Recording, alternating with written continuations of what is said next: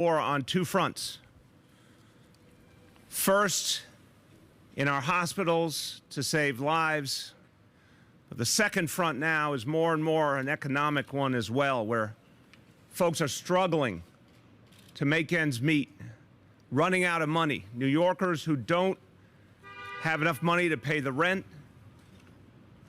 to get the medicines they need, to get the food they need. So we're going to talk today about our efforts to get food to New Yorkers who need it. Because this is a growing problem. This is a problem that's going to more and more affect the people of our city as they run out of money. And even though there is some federal help coming, it's not that much, and it's going to take too long for many people. So just as we deal with the most important moment in the fight against the illness in our hospitals to save lives, there's a new front opening up. And we have to be there for people who need food. We cannot have any New Yorker go hungry. Since we're talking about two fronts, I want to open on the first one.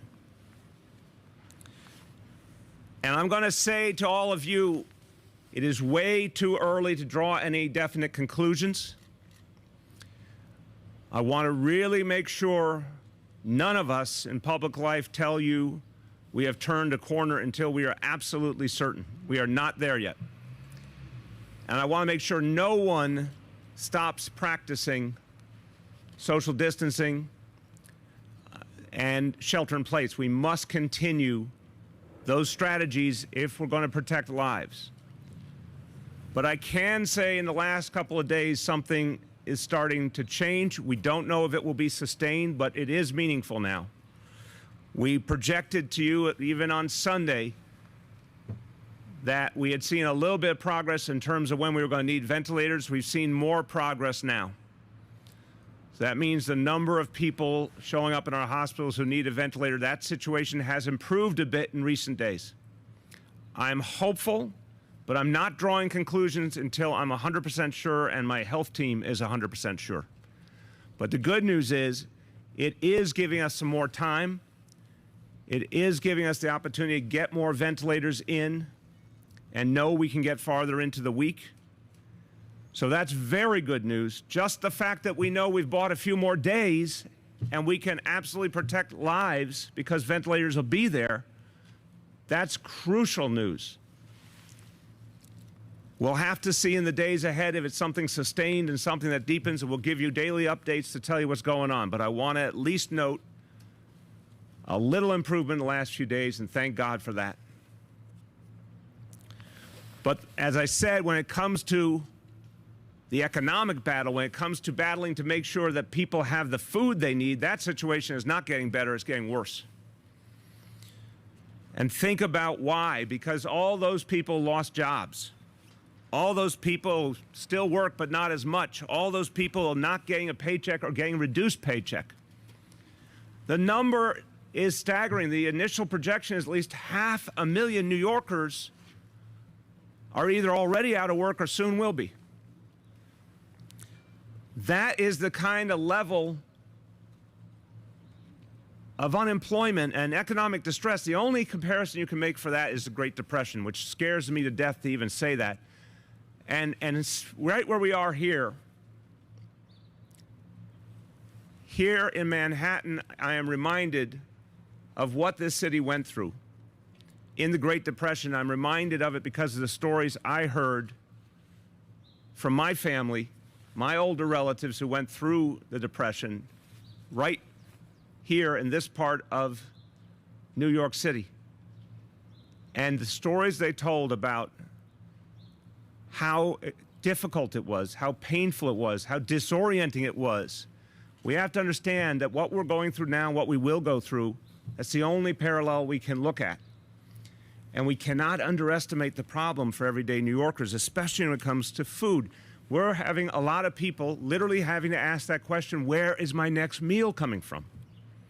More and more people are in that situation. So we have to act very aggressively to address that. Now, I want to be clear. I've given you the extent of the problem, but I want to be clear what the mission statement is. I want to be clear what our resolve is. We will not let any New Yorker go hungry. Literally, we will not let any New Yorker go hungry. We have been planning from the beginning of this crisis to address the hunger problem. And because we understood that this would be a profound part of what we faced, and this is something that we had seen in other crises as well, but this is a whole different scale. But we knew this was something we had to prepare for. I named a few weeks ago an extraordinary public servant, Commissioner Catherine Garcia, as our food czar, with the responsibility to come up with a system that we've never had to have in decades in this city, but a system to feed people on a mass scale if it came to that. She has been working closely with the Department of Education, Department for the Aging, and Emergency Management to immediately put into action a food plan, but also build for anything bigger we may need to do. The Chancellor and I had opportunity, very special opportunity, to spend some time with the food service workers here at PS1. They've served 3,100 meals in the past week to people who need it. They're good people. I said in there, they're another kind of first responder. They've showed up to help people in need, and they've been a lifeline for people in this community. So 3,100 meals in the past week for children and families right here in the Lower East Side. This is a part of something much bigger. And I want to thank, of course, everyone at PS1, all the teachers and staff, everyone who's been part of this effort here, the food service workers, the principal, Amy Hom, everyone who has done this work, and this whole team that has come together focused on food. Chancellor Carranza, again, from Department for the Aging, our Commissioner Lorraine Cortez Vasquez, of course, our Health Commissioner, Dr. Oxiris Barbeau, all of them, our Emergency Management Commissioner, Deanne Criswell, working under the leadership of Catherine Garcia, who's been helping to coordinate all the agencies in common cause. And as always, our elected officials are helping us spread the word, helping us find people who need help, helping us to make sure we have the resources we need. Thank you to State Senator Brian Kavanaugh, who's with us now, for everything he's done. So I want to give you a sense of the scale of this effort, and this is just the beginning.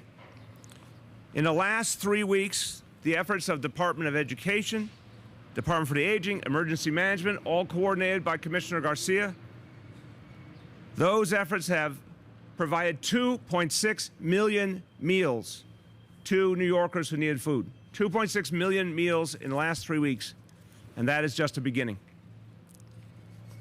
Now, everybody, the site you see here, there are 434 other sites around the city just like this, where anyone can come, get breakfast, lunch, dinner, all three if they need it, for as many members of their family as they need. So we're asking for students or students with their parents to come earlier in the day, 7:30 to 11:30. We're asking adults who are alone to come later in the day, 11:30 to 1:30. But it's the same exact standard everywhere. No one is turned away. No one has to pay anything. You get as many meals as you need. This is about making sure people have food. Now, there's a different initiative for the senior citizens who need help, for folks who are homebound, for folks who are vulnerable, and that the only solution for them is a delivery. There's also a growing delivery system. This is something Lorraine Cortez Vasquez has been working on from the beginning, and it's building all the time. So anybody who truly needs a home delivery can call 311, and we'll get them that delivery, or they can go to nyc.gov/getfood to sign up. There's a lot of different things that we can get for people. We've got these grab-and-go sites at the schools. There are a lot of food pantries, the home delivery. We can make sure people who do not get food stamps sign up if they're eligible. Lots of different things we can do to help people. So again, anyone who needs help can go to 311, You can go to nyc.gov/getfood or text the word food, or in Spanish, they can text the word comida to 877-877 to find the site nearest them.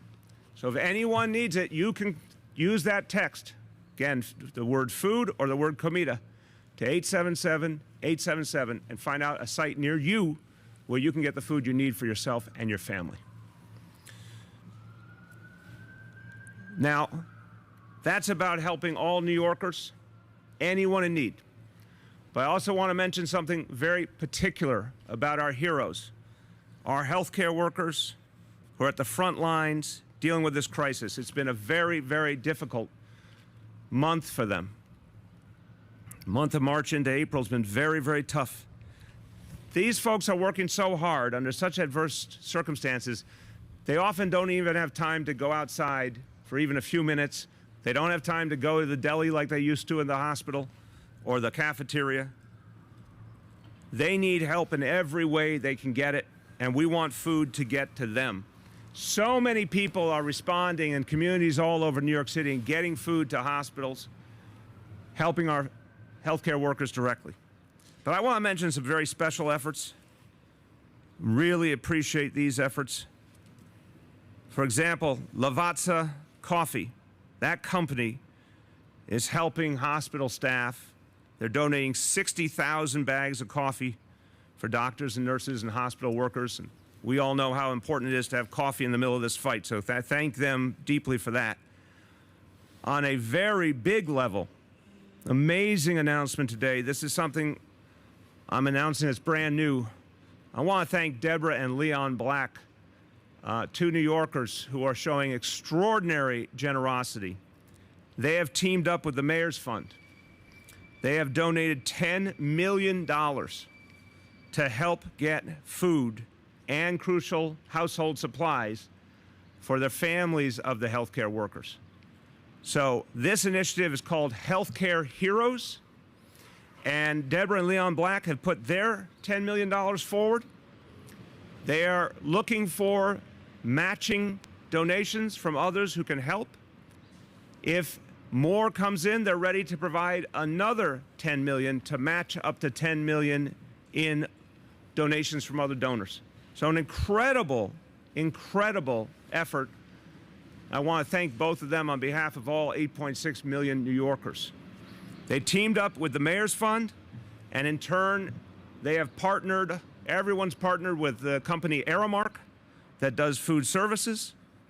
They will be putting together at least 300,000 packages of food and household supplies for doctors, nurses, hospital workers of all kind to ease their burden and to help their families.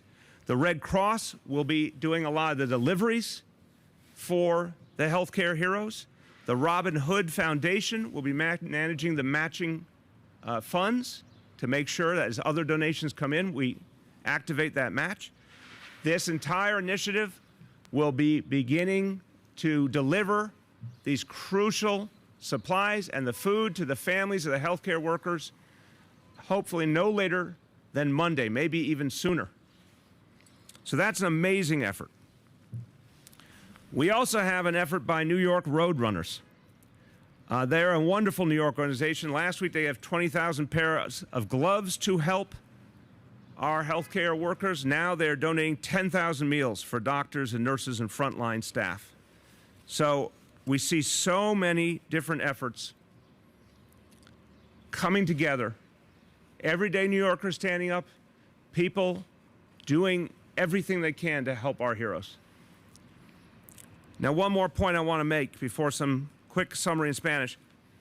I talked to you over the weekend. It was very moving to me that the governor of Oregon, Kate Brown, volunteered ventilators from Oregon to help New York. See another great act by a governor, Governor Gavin Newsom of California, who has taken 500 ventilators that they were using in California, had a very tough time, we know it, in many parts of that state. They're taking 500 ventilators, returning them to the national stockpile so they can go to places like New York and the other places that are hard hit. So I want to thank Governor Newsom. There is something happening all over this country where people are pouring out their hearts to New York. They're standing with us. People all over the world are standing with us. And I think New Yorkers are feeling it more and more. We're in a deep, deep fight. But New Yorkers know we can win this fight. We see more and more people helping us, and our own toughness as New Yorkers, our own resiliency is coming through more and more. But look at all the ways that people are lifting each other up. It's absolutely amazing. So we're in a fight, but we will not lose this fight. We will prevail. And I have great faith that with all the help we're getting, we're going to see this through together. A few words in Spanish. Estamos luchando contra este virus en dos frentes. Muchos están perdiendo sus trabajos y fuentes de ingreso. Si a usted le hace falta comida, la ciudad de Nueva York está aquí para usted. No vamos a dejar que ningún neoyorquino pase hambre, especialmente los más vulnerables. With that, and again, with great gratitude to everyone who's helping us and all my colleagues here for the amazing work they're doing, I want to take questions from our colleagues in the media. Yes? So we've been talking to fire EMS folks, and they're telling us they're not getting dedicated testing, or there's no 12-hour shifts to sort of alleviate how long they have to be working. N95 masks are scarce, supplies are scarce. Okay, wait, just speak up a little more, I'm sorry. Supplies are scarce for fire EMS. I know we've talked a lot about hospitals getting the resources, but what about for EMS? What about for paramedics? Yeah, I spoke to Commissioner Nigro yesterday. He affirmed every time he has said they need additional N95 masks or any PPEs, they're getting them instantly. It's a priority to support our first responders. Everyone is working on a crisis standard, so I keep saying this is so important. There's an ideal standard we'd all like to be at. We're not there now because we're in a crisis, because of the shortages all over the country. So the standard, the crisis standard held by the CDC is what we're matching consistently, and fire department EMS have those N95 masks to meet that standard. Anything more they need, they will get, period. Period. Dan Nigro calls and says, I need something more. It will be immediately provided from everything that we have. So we want to make sure that happens. Testing has been prioritized for first responders, and we're continually trying to add to the amount of testing. We all know that's been an uphill battle from the beginning, but as we get more testing capacity, first responders, healthcare workers are a priority. So I think literally with every day, particularly if we get a little bit of relief here in the progression of disease, we'll be able to get more and more supplies in and be able to help more and more people. But there's no question in the world, they are a priority. Commissioner Nigro asked for supplies yesterday? Commissioner Nigro said he had the N95s that he needed. I said, whenever you need a resupply, you'll get it immediately, period. Yes? You can take it down safely. For this, you are well distanced. You mentioned at the beginning seeing something starting to change in the hospital. I'm hoping you can just go into some more detail about that. Are there numbers or hospitalizations leveling off, deaths leveling off? Yeah. So I spoke to Dr. Mitch Katz, and obviously health in hospitals has been the hardest hit. Elmhurst has rightfully been focused on as this kind of the epicenter of the epicenter. But we know that Lincoln Hospital in the Bronx, Bellevue, Queens Hospital, many others have borne the brunt. For the first time in many days, we did not see a major increase in the number of ventilators needed in those hospitals yesterday. Very striking. When you go back about 2 weeks, every day there was a substantial increase. Some days more, some days less, but every day there was a substantial increase. We needed more ventilators than the day before, every single day. For the first time yesterday, they were pretty much breaking even. That's not the end of the discussion, Aaron. We have to watch out. This is a disease that, if you take your eye off the ball, there's nothing that stops it from reasserting. So we have to be careful. And no one should let down their guard. No one should stop taking the precautions. But just on the sheer numbers, some improvement was evident yesterday. Again, that's buying us some time to get more ventilators in and get ahead of things. That's encouraging, but we got to see it happen for a number of days before we can declare it a bigger trend. The number intubated, I believe he said they were around 830 across their systems. They're about 20% of the healthcare capacity of New York City is health and hospitals in terms of hospital beds. They had about 830 people intubated.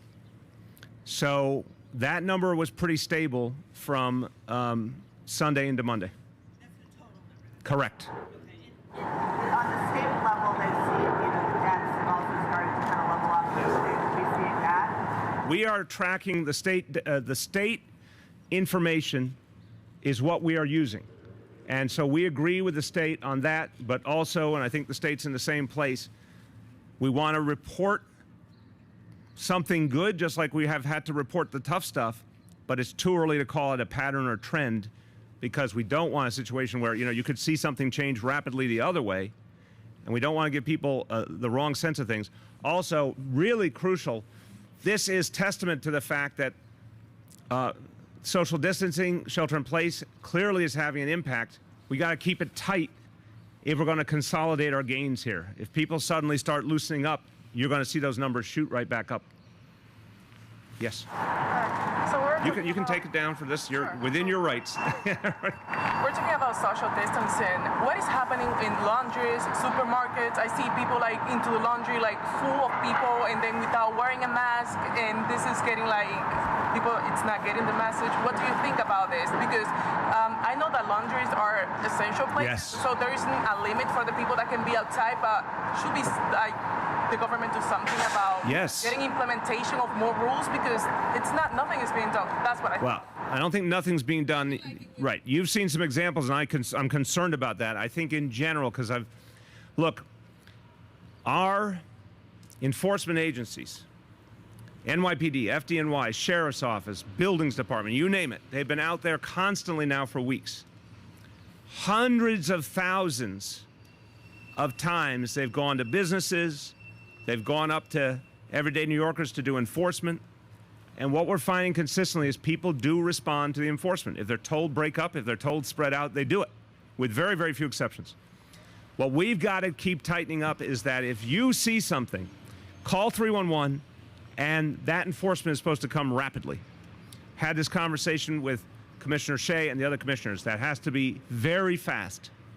So, yes, people need the laundromats. They were kept open for a very specific reason. We want people to have clean clothes. The cleaning of clothes actually kills the coronavirus. That's a good thing. But you can't crowd into a laundromat or a supermarket or a pharmacy or anything like that. So it means that the people who work there have to remind people. And if they're not getting cooperation, they need to call 311 immediately. I need you to say this, please, everyone. Anyone who sees crowding or people are not socially distancing, call 311 right away, and we will send enforcement agents immediately. And again, we're going to warn people, and if they don't follow the warning, they can be fined now, and those fines can be very substantial.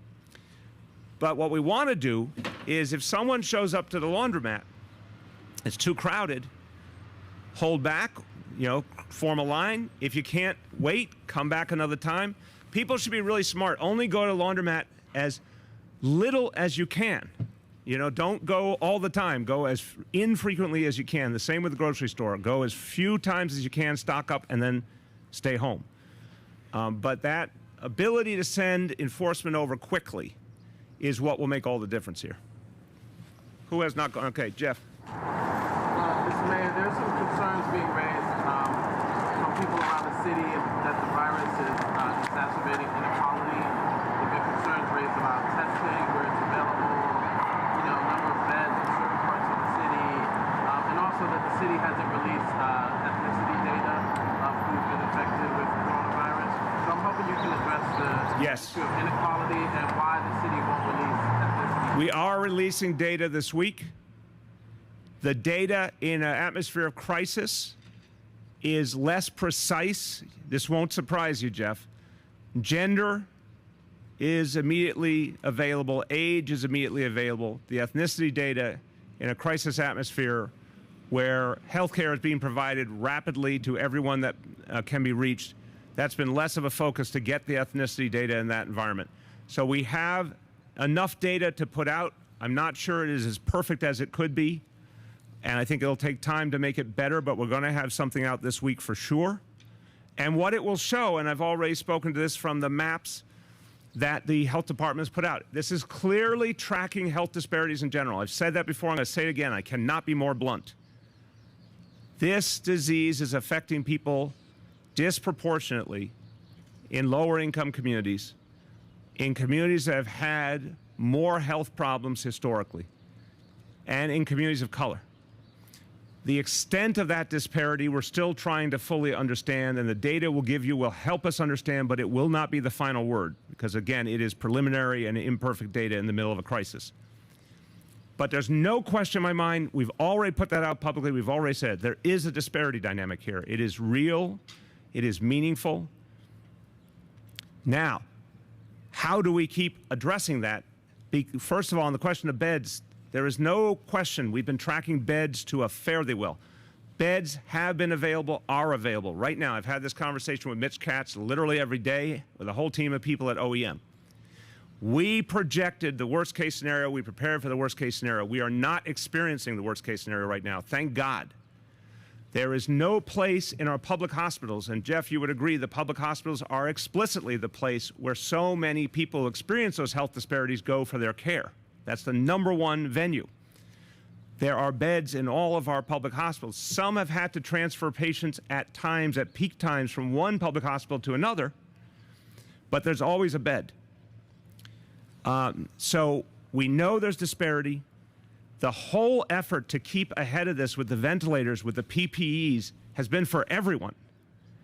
But clearly, if this is tracking healthcare disparities, it means that all this Herculean effort that all the healthcare workers are putting in, all the supplies from around the country, is explicitly to help everyone in need. And therefore, if it's in an atmosphere of disparity, thank God all of this effort is being expended for everyone, and that's not showing disparity. Where we're not seeing disparity is the full court press to help everyone in need everywhere. The amount of help that's gone to health and hospitals, has gone to Elmhurst in particular, has been overwhelming. The number of healthcare personnel that have moved over there, been sent over there, the supplies, there's no disparity in that. The military, when I made the request of the military to send medical personnel, it was explicitly for our public hospitals, for frontline work in the ICUs and emergency departments. We've gotten about 300 military medical personnel. I'm expecting more, but that's going right to where the need is greatest. So all of that speaks to the situation, the testing issue. This has been the worst part of the equation from the beginning. If we had the testing, January, February is when it could have made a huge strategic difference. Once it finally started to arrive, we essentially found out that within days it was too late, and we already had community spread. Testing now cannot allow us to change the basic trajectory. At some point, there may be a role strategically for testing again, but right now it does not allow us to fundamentally change the reality. It does allow us to ensure the maximum number of healthcare workers and first responders are available to save everyone else. It does allow us to focus on the more severe cases, which are still very numerous. It does not allow us to stop the vast majority of people out there who will get infected from getting infected. Testing doesn't do that, because obviously you can get tested one day, it could be you're negative, and the next day you could be positive. Testing is not prophylactic, it's not preventative. If you had 100% universal testing, that would be a different matter. We're nowhere near that right now. So I understand why people are yearning for testing, and they see what feels like disparities in the provision of testing, but I want to say, and there are, clearly, but that's not the same thing as whether the testing would save lives the way we need lives saved. That train left the station a long time ago. But we're going to try and figure out if there's anything else that we can do, and I'll have more to say on that in the course of the week. I do think there's strategies that we might be able to innovate to try and figure out where we can get particularly more education efforts and more multilingual education efforts to communities that need them. See over here if there's anyone. Going back over here. Have you talked to Commissioner Shea about how the department's doing today with the number of officers that are sick or the ones that still need testing? And do you know if there are any specific testing sites that have been opened around the city for cops, firemen, paramedics? I don't know, and we can get back to you today on specific locations. I do know that both police and fire, from talking to both commissioners, report a substantial number of their members coming back from the disease. What we've talked about before, their frontline forces are overwhelmingly younger, healthier people. Officers on patrol, firefighters, EMTs, paramedics. Any of those who are getting sick, the vast majority are coming back rapidly after a week or two each. Some not, and we're very, very concerned about anybody who's suffering or anyone whose life is in danger. But the vast majority are coming back quickly. But the absentee level, the sickness level is still very high. Both Commissioner Shea and Commissioner Nigro are absolutely consistent in saying they have the forces they need. They have a deep bench. They're able to make moves to keep things moving, to keep providing the service that we need to provide. We'll get you the specifics on how testing is done. Clearly, when first responders need testing, that is a priority. Okay, way back. I'm sorry. A little louder. Could you take the mask down so I can hear you? There you go.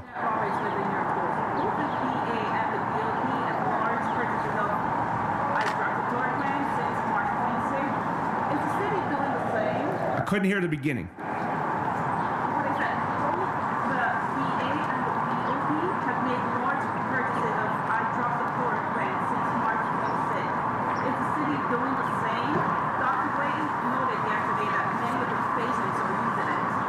Yeah, so we've talked about this before, and I'm looking at my lineup. Yes, you can join in, Dr. You know Dr. Barbeau behind your bandana. I wasn't sure from over there.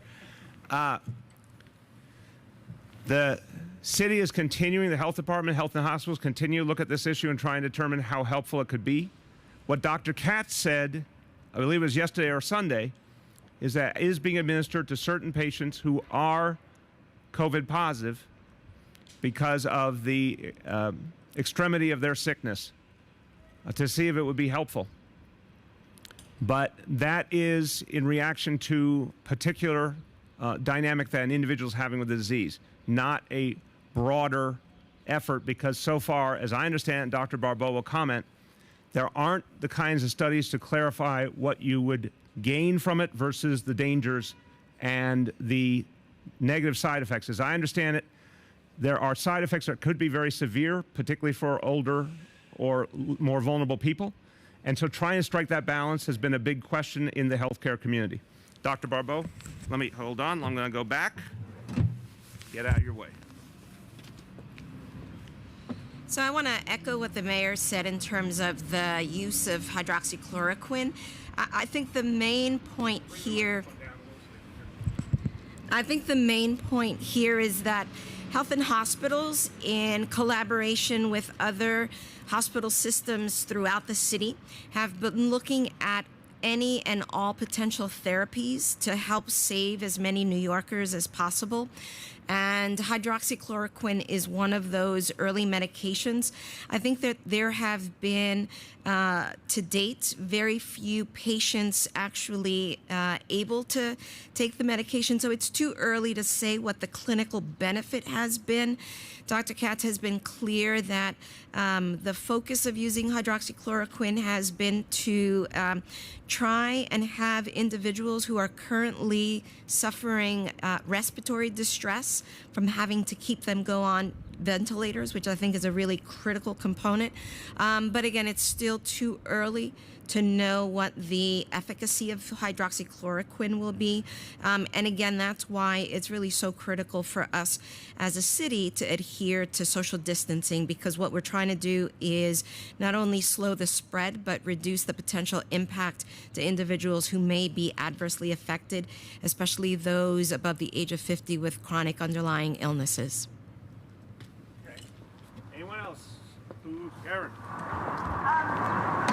Looks like the number of deaths might be undercounted in the sense that people who are dying at home, and if they don't have a confirmed test result, aren't included in the death toll. What's the policy on that? And do you have any sense of, the scope of who might not be counted? I'll start, and then if Dr. Barbeau, you'll let me know if you want to add. Look, right now, and I'm going to say this as a non-doctor, I am assuming the vast majority of those deaths are coronavirus related.